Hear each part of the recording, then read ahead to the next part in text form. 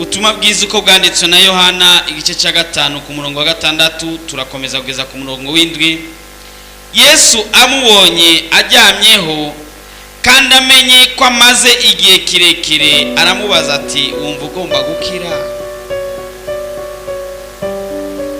Uno arwaye aramwishura ati mugenzi, nta muntu mfise wo kunyinikira mu kidengeri iyo amazi azikurutse, kuko ngira ngo ndaza uwundi akantanga gushungurukiramwo. Imana idufashe cyane. Ndasubiramo. Yesu amubonye aryamyeho kandi amenye ko amaze igihe kirekire, aramubaza ati, tugarukire ngaho, Yesu akubonye wewe, shusha izina ryawe, ati Yesu ambonye jewe Jackson, abona ko ndahamaze igihe kirekire, acambaza ati, tegura ikibazo rero Yesu yubaza. Hari ikibazo ufise, hari ingorane ufise, hari umutwaro ufise, tegura rero ikibazo Yesu yokubaza.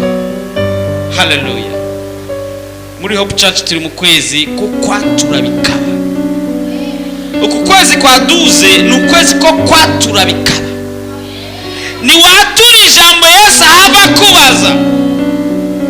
Yesu yabajije uyu mugabo yari amaze imyaka 38 imbere y'icyo kisima cyangwa iyo pisine cyangwa ikidenge niko bacita mu Kirundi, ati wumva ugomba gukira? Ese Yesu yumbaza akabazo ati wumva ugomba cumarira nawe, wumva ugomba kuronka umugabo? Kutabivuga. Wumva ugomba kuronka umugore? Wumva ugomba kuronka akana? Wumva ugomba kuronka imodoka? Wumva ugomba gukizwa by'ukuri? Wumva ugomba gutera intambuko mu mwemu? Wumva ugomba kugoronga inzu yawe? Wumva ugomba guhindurirwa ubuzima? Wawundi agwaye imyaka 38, mbwira mugenzi wawe 38, yari yarushe yasumbutse bikomeye ku buryo n'ikibazo nta nubwo yaragishoboye kandi gutomora inyishu. Yesu yatomoye. Iyo abamubaje ati ugomba ko mukorera iki, kumbe yari kuvuga turumva byaduze byamanutse. Yesu yari yatomoye ati umva ugomba gukira. Iyo abajak ne kujavuga ni ego cyane gose sana ngajashya kona gukira gose. Acha tangura kuvuga ngo urumva ngo bafisa biwabo ngo bafa kubona gusa amazi yiburutse, urumva bakaca bateruriramo sha, ariko je vraiment je mvuka munuzenya singira biwacu bari imbere, urumva kugira ngo ndonka akazi ni ikibazo. Urabona ko ntize sinshobora kubaka inzu y'ibati, sinshobora urabona ko ntize sinshobora kuronka imodoka, urabona ko vraiment nasara nkirirenga, urumva sinshobora kuronka umugabo. Urumva Yesu urumva muganga yambwiye ngo urumva ariko Yesu ariko arakubaza ati wumva ugomba yagitomoye rero.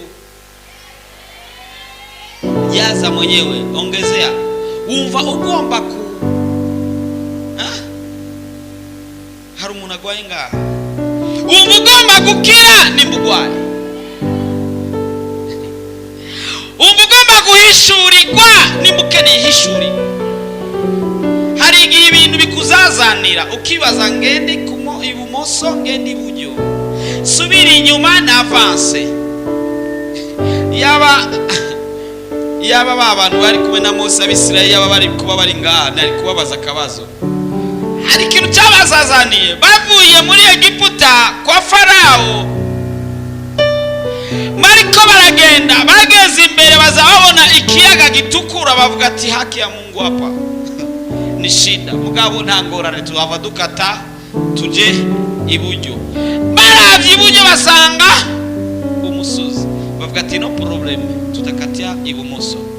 Baravye ibumoso basanga ntabyo muzi ucuvuga ati umusozi Bwana sadesa bavuze ati no ntacyo reka dusubire kwa Farao. Baravye uku basanga ingabo za Farao zije ziruka kwa kasi kubwa. No bariko baravansa bagiye mu gihugu cy'isezerano, bageze imbere basanga barakwirukanye mu kazi. Uvuze ati ko banyirukanye mu kazi mfise impene ntacyo ndaza kwidandaza. Uhindukiye ugiye kwidandaza ngo waburongo umutahe weje kuyigurisha bakaca kwiba kanoti. Ukacuvuga ati no problem, ndafise muyomba arifise nzaza kumubwira. Wahindukira iburyo ukajya kubwira muyomba akakubwira ati bagukuye mu kazi nanje ubuyomba buraheze kuva no munsi. Ukavuga ati nta ngorane, kizima mfise ibitenge bya madame ndabigurisha ndongo umutahe. Aho rero uhindukiye inyuma ubwiye madame ati zana bya bitenge byawe, ati naraye ndabigurishije ejo niho nabigurisha nanje kuko nabonye rasi itakiboneka kugira ngo mbe ndariha amadeni y'abandi. Ukiyumvira mbega nakoshereje Imana iki? Ariko uri ku masezerano. Abisirayeli bavuye muri Egiputa bari ku masezerano kugira ngo bashike mu gihugu cy'isezerano Imana yabasezeraniye. Ivyo byose bahuye navyo bariko bagenda aho basezeraniwe. Sinzi wumva ko ugomba ko agukorera iki? Ugitomore wumva ugomba ko. Hallelujah. Hari kindi gihe abantu batamenya no kwatura. Ijambo ry'Imana rivuga muri Proverbe mu Migani 18:21, mu Migani 18 ku murongo 21 ngo urupfu n'ubugingo biri ku rurimi. Hari gihe agera umwanya wo gusenga kubera wacanganyikiwe n'ibibazo ugatangura mbere kuyidogera Imana, si unaona Mungu, unaona byaduze byamanutse. Tomora ati Mana ndakeneye n'ukuri kumimene, ariko cyane cyane umbi ntama, ariko Mana n'inkoko zitamaga imeza, Mana cyane cyane iby'intama ureke umimene inkoko. Ariko Yesu umukobwa wanaka yarantutse umunsi umwe. Yesu uramuraba arazi gutukana cyane, azobana gutuka nawe. Urumva Yesu sasa ndo maombi gani Bwana? Tomora. Yesu akubajije umva ugomba gukira. Yari yavuze ijambo ritomotse ngo kweli. Umva ugomba gukira. Turi mu kwezi ko kwatura bikaba. Ndagomba ko ndakwatura kw'ibintu kandi bikubeko. Oya amen, bigaragaza ko atabyumvise. Ngomba ko ndakwatura kw'ibintu kandi bikakubako. Kandi ngomba ko wiyatura ko ibintu kandi bikubeko. Hari abantu biyatura ko ibintu bibayabaye nkuko umengo ubitanga nawe arabayabaye. Ntabwo abayabaye ahubwo arakomeye. Sasa ukorera ibihumbi ijana gusa Imana ngoma 2000 yo kuriha bajaji, umva uri kurasenga kweli cyangwa kurajajura? Ayo 2000 niho yasaba muzenya niyo yaguha. Izo ni ngorane cyangwa niho yakura no mu mushahara. Umugabo umwe yariko arasenga Imana asaba muri yo kumbe impande yo hari undi yariko asaba 5000. Bariko barasenga binjiye mu muka. Wa undi wa Emily yariko arumviriza wundi asaba ati Mana ma 5000. Cyavuga ati ewa nakira 5000 uburamvira kuri terrain. Ciwe.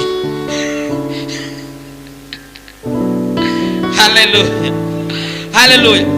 Bivana n'ubusabye. Hari igihe ndibazo uyu muntu yamaze imyaka 38 birumvikana ko abiwa bari bamaze kumuheba.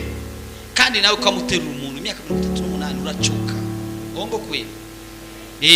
Ajya nitubone bajya abantu ngo tubajye umuhari tuvuge ngo nabantu babingurumva ngo urumva byaduze byamanutse nawe woruwa 38 ans. Si cyoroshe. Bwana sadesa. Bari bamaze kuruha baruhishijwe n'uwo. Ariko we nawe mu mutwe bigaragara ko yari amaze kuruha kuko ikibazo bamubajije sicyo. Kumbure nawe warusha. Sinzi ko birageraho usenga kugezaho umutwaro uhebuka uheba ukavuga ati ibi sinzosubira kubisengera. Mbere nunanira no kubivugura nabyibagira ugasengera ibindi. ivyo ukabireka.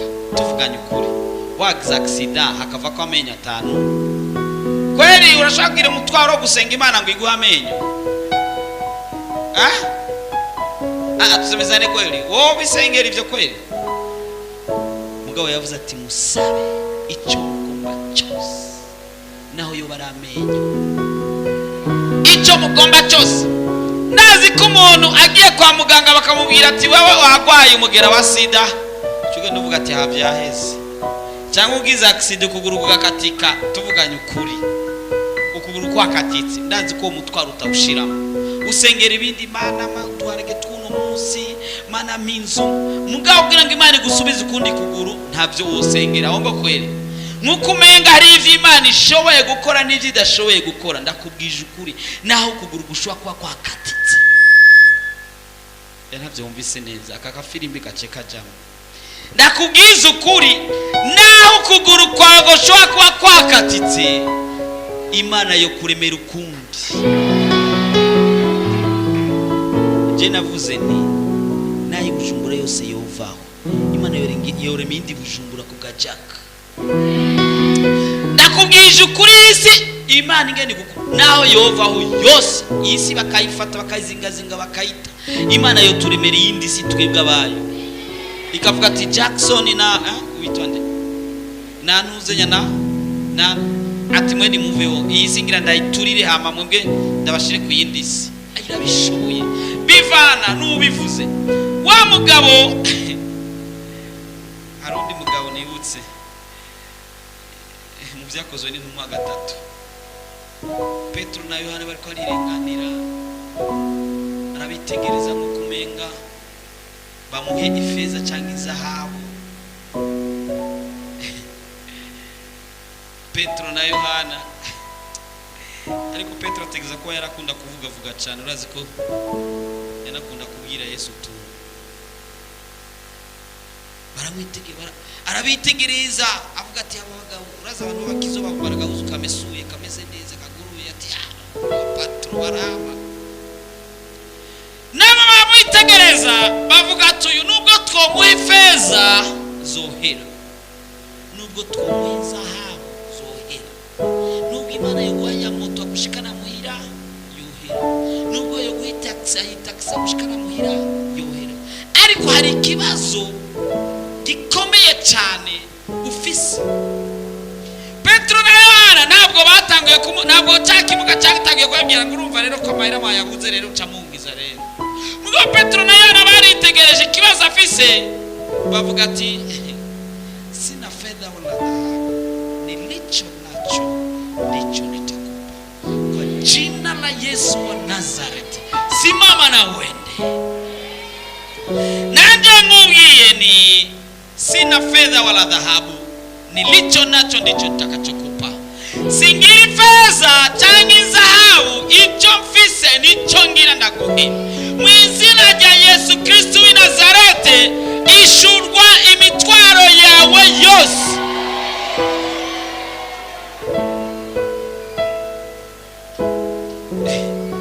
Sasa ikibazo ni iki? Urashobora kuba wavuze amena nini mbwa utabyizeye, kubera muganga yakubwiye ngo urumva ntuzojya umunyu, washika muhira bakaguhijya ukavuga ati sikula kicumvi, kandi wavuze amena. Hallelujah, hallelujah, hallelujah. Kubera maze kumenyera amasheke mu ishure no kuja muri programa sugenda inyuma kubuzi ko mu banyuma ariho baguhamagara, ariko ubu ho uzogenda uzosanga uri mu bambere.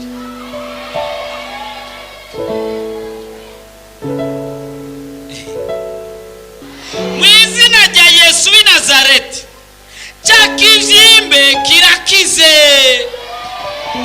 Mu izina rya Yesu w'i Nazareti wa mugabo arabonetse.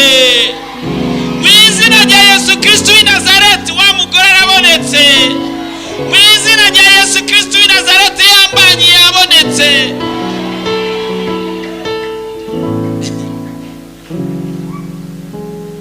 Abasengera ngaha barazi umudamu twasengeye yaramaze imyaka 17 atavyara. Yesu aramukiza. Baraza umusore twasengeye aragwaye umubwira arakira. Yesu agira akora ikintu kidasanzwe, kandi ndumva ko ari wewe koko. Sinzi ko witwa ninde nyene nyishu, sinzi ninde nyene nyishu ko bakubwiye amajambo ateye ubwoba ngo urumva usinzi usubira kuri ishure. Sinzi ko muzi gutwenga, je ndazi gutwenga. Ucyumu twenga ati urareka kwihariha zika kutavyumva. Haleluya. Bakakuzanira urupapuro ngo turakwirukanye ku kazi. Uranyirukane ku kazi mukawunzubaho. Haleluya. Nyeniza akakura ngo urumva ngo mvira mu nzu ngo ati ya nimvira mu nzu simvira mu gihugu. Ugize neza ngiye kuba mu nzu yiwanje. Hari ibintu biba kugira ngo bizane inyishu y'ibindi. Kumbura babonye Yesu ahagaze hejuru ya musore canke umugabo amaze imyaka 38, bibaza ati anapata bala. Ujya musore Yesu ahagaze hejuru yiwe akome kwanza. Kumbura yara muri iri ideni.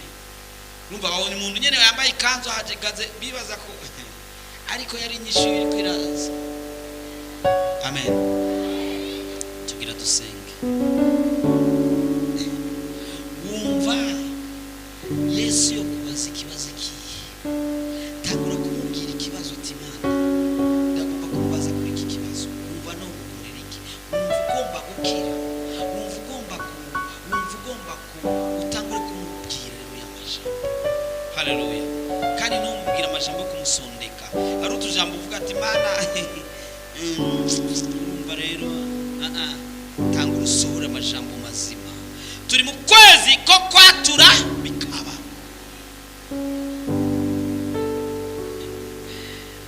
Ushize nari kumwe n'umuntu ashingira intayo umuntu yari abane, sinzi ngiye babita mu Kirundi abane, babagabo apana kugabo, babagabo bagufi cyane gikuri.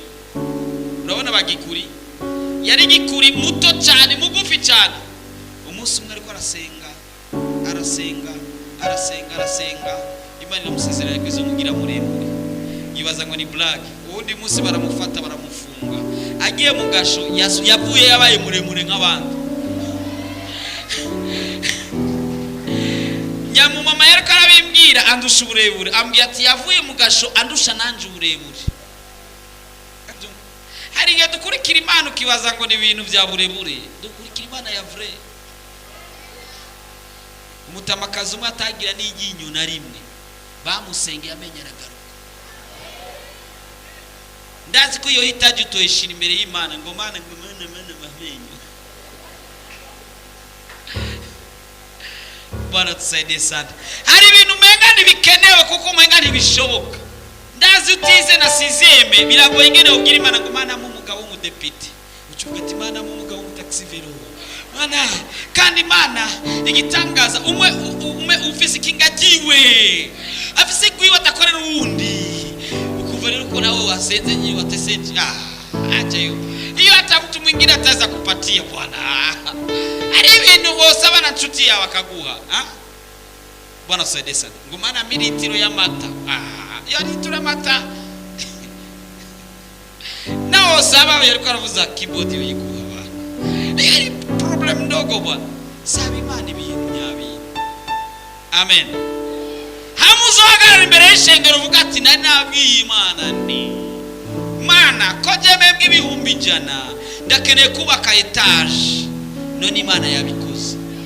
Izo nizo nahi apana inaya ati nari nasavye Imana sanzwe meme 20,000 Imana ikirato cha 10,000 cha 10,000 kandi meme 20,000 probleme iko hapa. Nufata umushahara wawe gusuka ukatamo kubiri Omareka bari bacha batwenga ati unazasawe nakosa komba mambo ya maana ekonoma vitu vidogo. Urazi wa mukobwa igihe yatamba umwama mugira ati usabe icyo ugomba, kandi cyaramu propose ati nubwo cyo bigipande cy'igihugu. Yari yamupropose, yaramubwiye ati utusaba sigipande cy'igihugu, yaramweretse ibyo yosaba. Yesu ashimwe. Ariko umukobwa n'ubujuju kazi niki acagenda kubaza nyina. Nyina aramuhenda ngo usaba umutwe. Je nama nivugiriye asaba umutwe w'imene yari kuteka mu isombe. None umutwe w'imene bawuteka mu isombe. N'uw'inkoko menga basigaye bayijya. Sasa ukajya gusaba umutwe wa Yohana nturi buwuje nturi buwotse. Urabona gukinisha chance yawe. Umugabo umwe yari yimutse avuye mu karere kamwe yimukiye ahandi. Acabona nashobora gufata ubwato ngo akotesha ubwato agurisha ibi nako ngo ashiremo ibintu byiwe byose acashima gukurisha ibintu byiwe byose agura inzahabu nini. Yesu ashimwe. Acavuga ati ko nimuke mu kandi karere inzahabu zoyigurisha hama ngura ibindi bintu. Maze ageze mu bwato yari umuntu azi ubuhinga bwo guterera akantu hejuru akaca gasaba afata akinisha ya nzahabu tarabuza agaterera hejuru asama bonose akamukomera mashati sifa za leta asara leta kufa kwa leta kunuka kwa leta kuoza. Wa mugabo sinzi ingene haje umuyaga mwinshi bwa bwato buraceza hama ya nzahabu mu maji. Ntiyamenye valeur y'inzahabu ye. Bano sana usichezeshe muda. Uyu mwanya tugira twinjire hatoki mtu. Aha Harijemana numviza bari bivyo karirimba bakandyohera sana ngo atutoke hapa usipotubariki. Kandi bakahava atabahezagi. Zona baraki. Sasa mbona mmetoka na hujabarikiwa? Bwana Yesu asifiwe. Sasa na sisi nitumubeshe ngo atutoke hapa bila tubariki. Ariko tumubwire tuti jewe rero ubu najugusi na blaki. Na blaki. Hivi sasa nanje ngomba kumbaza ikibazo kandi ikibazo umbaza niki questionnaire nizi. Umbaza uti umva ugomba kubivuga byabindi gusinzi bikubabaje. Bwana Yesu asifiwe. Sinzi kubabaje sinzi kikuriza. Ariko aramanutse kugira ngo agoza amarira. Aramanutse kugira ngo agoza amarira. Bazifuza kumera nkawe ariko ntibazobibona. Bazifuza gutwenga nkawe ariko ntabwo bazobibona. Bazifuza kwambara nkawe ariko ntibazobibona. Bazifuza kugira sante nk'iyawe ubwo bitagishoboka. Abagutwenze bazoza kugusaba batabishaka. Wakwirukanye mu kazi azoza kugusaba akazi atakuzi ko ari wowe. Ndavyumva neza. Uzi ukora ikiboyi ahantu bakagufata nabi umunsi umwe bakakwirukana ubundi munsi nawe wabaye umugabo wagize nawe wabaye umupatro ukazubona wa wundi yakwirukana mu kazi kibe ko buboyi yaje kugusaba akazi k'ubushoferi ngo azara kugendesha. Ha munsi umwe muri mu modoka kamubwira terega nije Pascal wayi wa wundi mwita Kadogo wayi wa wundi yakori wawe. Ai kandi uzobimubwire yatanguye akazi. Haleluya. Kuko bazava kwihenda ibintu by'Imana rero bisiga ubwenge ugisaba no munsi ikacemera no munsi igakora umwakoze. Kandi irashaka kubikora no munsi nyene kandi mu mwanya nyene hakuka gusenga. Zanyindiri mosha n'umutima ugukunda sinzohengeshanya kuvuga kukomeye.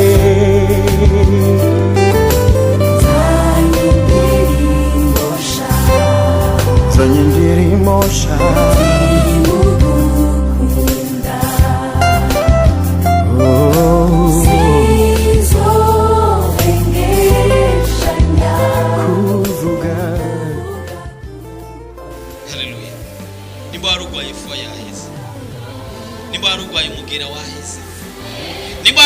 Stoma yaheze kandi urashaka utavyemera ariko ngomba kutangura kujya yanjye bakubujije bayindi bakubwira ngo nuwayijya ngo ucuribwa mu nda uyiki bakubwiye ngo ntubyara tangura kurondera agakopo tangura kuzuracira mu wimenyereze gura bya bikanzu birebire tangura kuzutembera gutya kutavyumva tangura gutembera n'amadosiye nk'umukozi wa leta kutavyumva tangura gutembera n'urufunguruzo umenyere kurugira gutya ugeze mu nzu ushira ku meza urufunguzo rw'ikontaki y'imodoka ubwo ni ubuzima ndiko nkubwira kandi ndiko ndatura kandi uvyakire mu izina rya Yesu. Tangura kumenyera kwakira itelefone zo hanze byugurutse na wa undi atahora gutelefona agiye kugutelefona ndugu yangu. Hari abantu bafise inshuti zabo zagiye iburaya ziratebayo zirigira bize ariko ubugurutse ndakubwisha ukuri bazogutelefona nawe wigire wirira gafyere.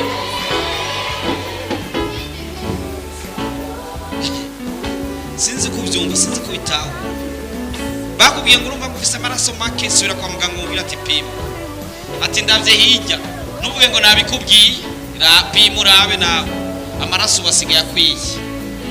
Haleluya haleluya. Uwo wareheje arakwanga kuita demande yawe no muzi kumugoroba canke ejo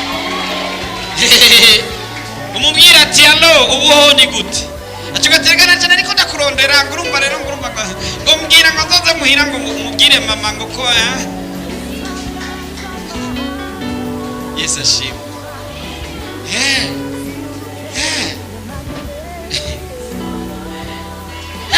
Muturukira kuko Yesu yabikoze. Haleluya.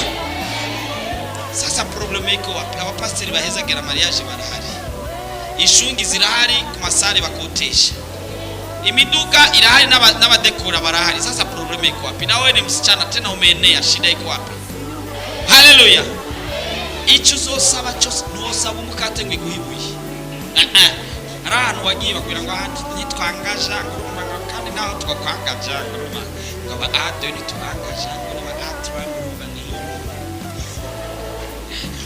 tugenda yuwa twenga cyane babwira wo ndaje kandi muranyangaje urumva akazi karahari nimushire mu dossier yaje kandi bigiye gukunda.